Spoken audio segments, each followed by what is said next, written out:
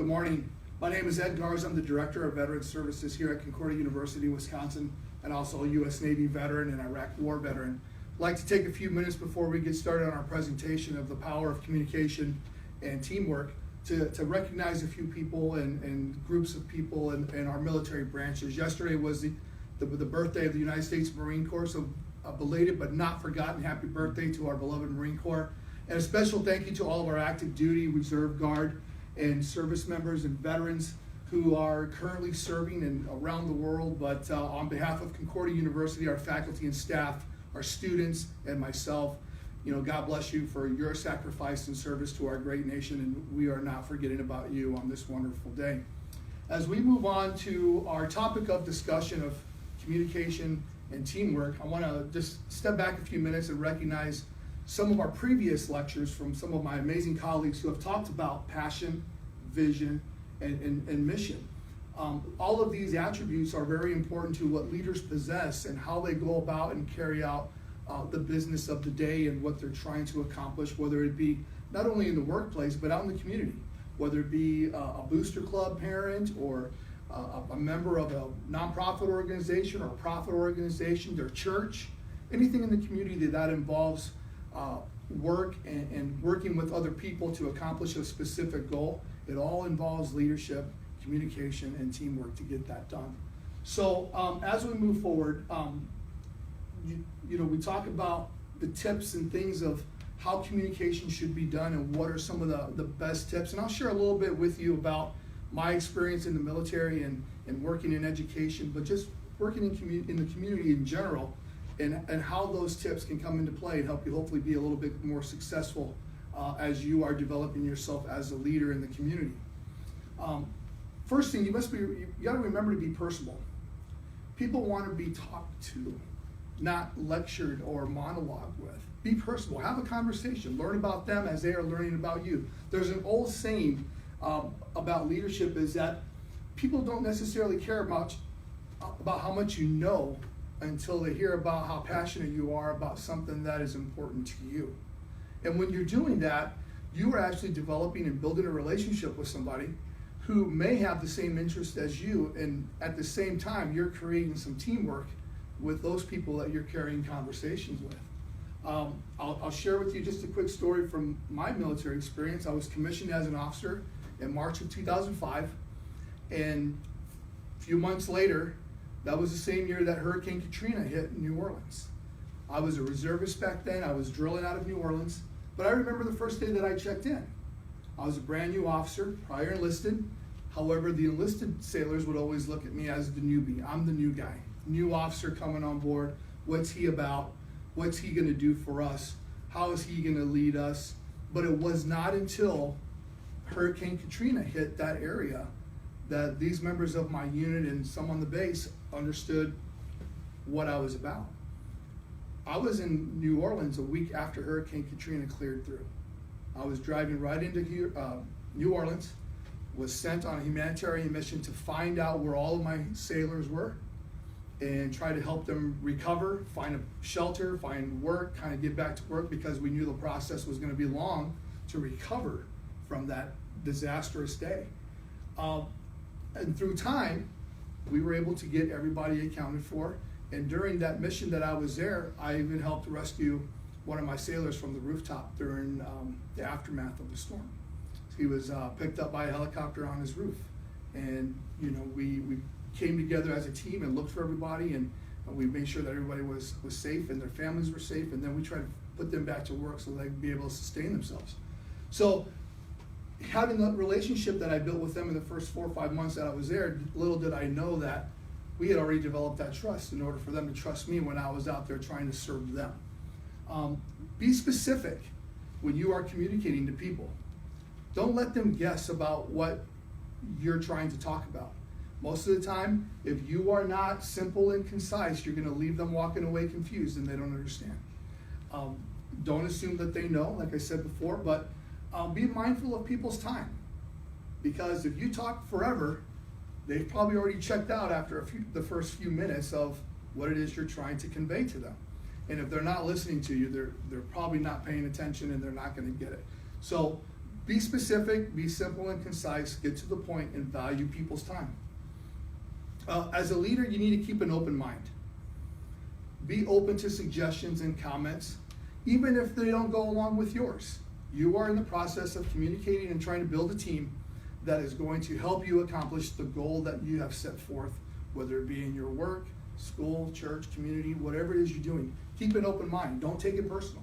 They're just open enough to share with you what they're concerned about. You have to listen to that and take that, with the good, bad, and the ugly, so to speak. And during that time, it's important that you're quiet and you listen. Just as much as some leaders would like to talk, you need to be quiet and listen to what people are trying to explain to you. This is no longer about you. It is about your team. Because if they are doing the work, they're simply the people, boots on the ground, doing the work. They're going to know more of what's happening in that world than probably you are from a 10,000-foot level. Listen to what they have to say. They're sharing things with you because they trust you and they're looking for that guidance. But also, if you're asking questions during that time, ask questions for understanding, not to ridicule why someone is doing what they're doing.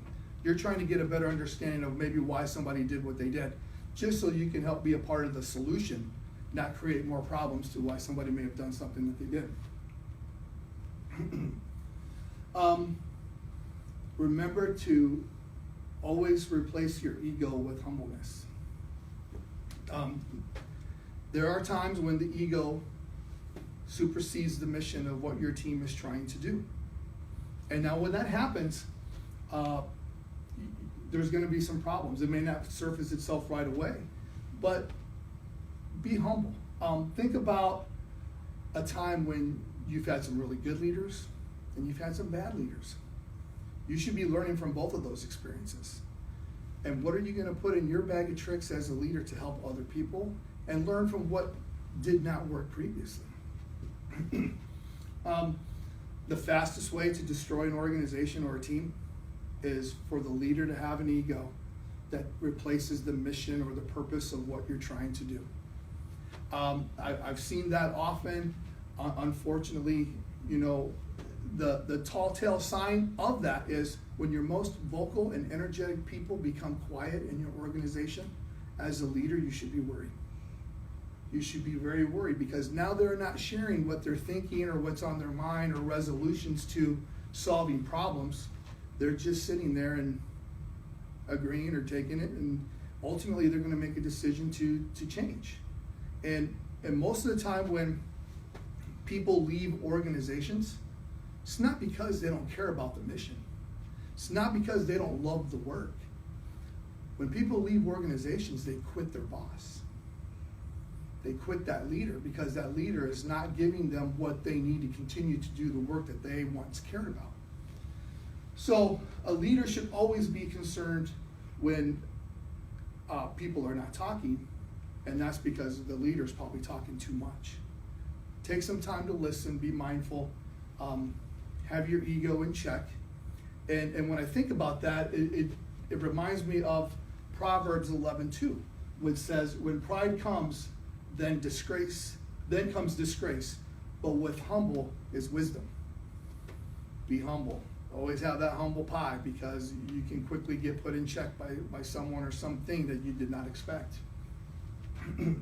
So when we talk about teamwork, leaders are always able to do the following. Don't be afraid to delegate. Leaders cannot do all this work by themselves. They have to delegate the people on their team to do specific work. But when you do that, make sure you delegate tasks to people where they're strong at, so that you maximize what your team is capable of doing. And then you want to monitor efficiency. Come up with processes that can quickly and easily be measured to know that you're on track to accomplish any particular task. Don't be afraid to have brainstorming ideas. Share those ideas with your team. When your team can communicate anything that's on their mind and they work together, things will go very, very smoothly. And then be supportive. Overcome all the challenges. Sometimes there's changes within the team. How do the people on the team support one another through those challenges? Maybe a team member leaves and goes somewhere else, or maybe there's an incident that affects the team personally. You got to support one another in order to overcome those challenges that you're going to face. But remember, leaders are there to serve their team. Leaders are servant leaders. They are there to be that steward of leadership and service, because if you don't do that, who's going to do that for your team? You got to remember that you're not going to go any further without the team. And at the end of the time, when things go well, your teammates win. The praise goes to your team. If things don't go well, the leader takes responsibility for what's happened, and you come back and you develop another plan and you get back to work with the members of your team in order to solve whatever problem or crisis or situation that you may be in. Remember to also take time to recognize the people on your team. It goes a long, long way. A simple thank you, or things I used to do every Monday. I'd take a time, write 5 thank you notes and deliver them to random people on a Monday.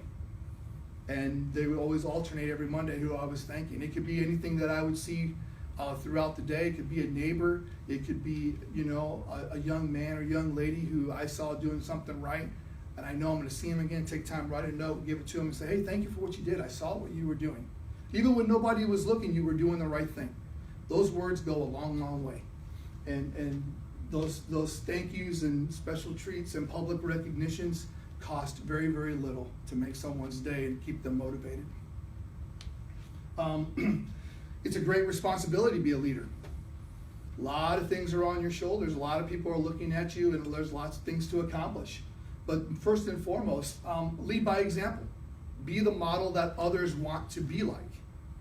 If you are out there setting the example and you're doing the right thing in the community, other people want to emulate that and go, I want to be just like that person. Also recognize leadership comes in all shapes and sizes. And most importantly, nowadays, all ages. We want to encourage young people to be leaders. Encourage them to follow their passion, their vision, and work hard to accomplish that mission. As my previous colleagues have explained in their presentations, it's all great attributes of leaders. It's how do you go about accomplishing that? These are just a few things that are important when I look at leadership and how to communicate with people and building a team. Without that, I don't think you're able to move forward and accomplish as much as you probably can. But keep those simple things in mind. Have a wonderful day. Thank you for the opportunity to speak today, and most importantly, happy Veterans Day.